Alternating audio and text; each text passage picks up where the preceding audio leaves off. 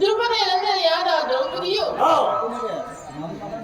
ಮನ್ಮಥನಿಗೆ ನನ್ನನ್ನು ಕೇಳುವುದಕ್ಕೆ ಬಂದಿದ್ದರಂತೆ.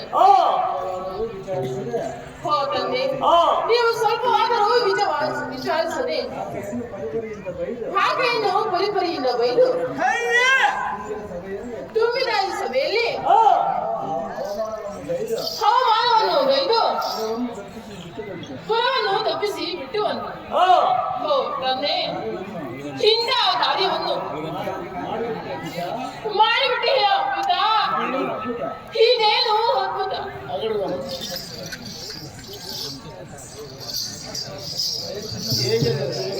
ಓಹೋ, ಚಿನ್ನದ ಗೊಂಬೆಯಾದ ಮಗಳೇ, ಅಪ್ಪ ತಂದೆ, ನಿನ್ನನ್ನು ಹೋ ಬಂಡ ಗೊಲ್ಲನ ಮಗನಿಗೆ ಕೊಡು ಎಂದು ಕೇಳಿದಳು.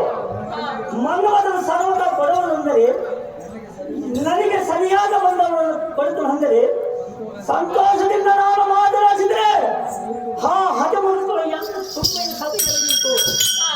ಸ್ವಲ್ಪವಾದ ಮರಿಗತೆಯನ್ನು ಮಾಡಿದೆ, ಬಾಯಿಗೆ ಬಂದಂತೆ ಬರುವುದು ಮಗಳೇ. ಅಪ್ಪ ತಂದೆ,